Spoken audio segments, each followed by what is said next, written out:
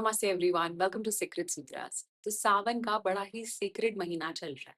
ऐसा कहते हैं कि शिव भगवान की भक्ति इस महीने में करो तो उनकी कृपा आप पर बरसती है। And I am sure her devotee ये चाहता है कि उसके ऊपर भी महादेव की कृपा हो। लेकिन जब मैं डेवोटी का नाम ले ही रही हूँ तो उनमें से रावण भगवान महादेव का, शिव का सबसे बड़ा भक्त माना जाता था। उसने बहुत सारे बुरे कर्म किए थे। Irrespective of that, we still remember him as one of the biggest devotees of Mahadev. That means उसने कुछ तो ऐसा किया था जिससे महादेव हमेशा प्रसन्न हो जाते थे। वो अलग बात है कि उसके कर्मों की वजह से जो उसको सजा मिलनी थी वो तो उसे डेफिनेटली मिली। So let's understand this through a very beautiful story. बड़ी रावण भगवान शिव की कृपा पाने के लिए एक तपस्या करता है। So he goes to the side of Himalayas and he starts praying. बहुत देर से लगा हुआ है लेकिन महादेव वहां पे प्रकट नहीं होते। Then he decides कि अब वो अपने गले को काट के भगवान को समर्पित करेगा। तो वो पहला गला काटता है एंड देन सेकंड का टर्न आता है, third, fourth, fifth, sixth, seventh, eighth, ninth and tenth को वो जैसे ही काटने लगता है, महादेव प्रसन्न होकर सामने प्रकट होते हैं और उससे कहते हैं कि भाई मैं आई एम वेरी इम्प्रेस्ड, मांगो तुम्हें क्या मांगना है। अब वो महादेव से कहता है कि आप मेरे साथ लंका चलिए, आप मेरे साथ चलेंगे तो लंका और भी ज्यादा पावरफुल हो जाएगा। उसको हमेशा पावर का ही तो हंगर था। जैसे ही महादेव प्रकट होते हैं ना तो उसके जो बाकी के सर हैं वो वापस से जुड़ जाते हैं। अब महादेव ना कंफ्यूजन में आ जाते हैं बिकॉज डीप डाउन वो जाना नहीं चाहते उसके साथ, लेकिन वो अपने भक्त को बिना फल दिए जा भी नहीं सकते थे। तो वो उससे कहते हैं मैं तो तुम्हारे साथ नहीं चल सकता, तुम इस शिवलिंग को ले जाओ। तुम इसे जहां भी लेके जाओगे, जहां पे भी इसे स्थापित करोगे, मैं वहीं आके रहने लगूंगा।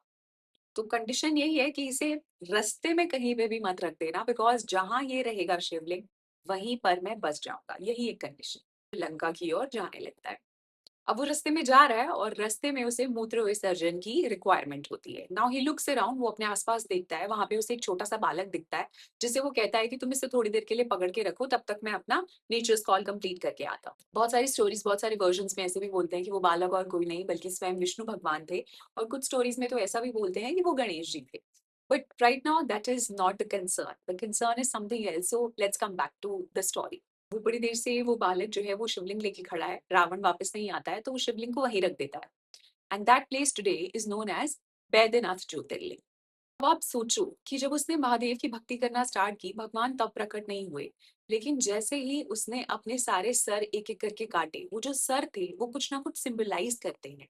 उसका हर एक सर जो था वो काम, मोक्ष, लस्ट, ग्रीड, ग्लटनी जिसे हम कहते हैं, वो एंगर, फ्रस्ट्रेशन, जेलेसी, इन सबको सिग्निफाई करता था। जो उसका 10th हेड था वो नॉलेज, ज्ञान का सर था।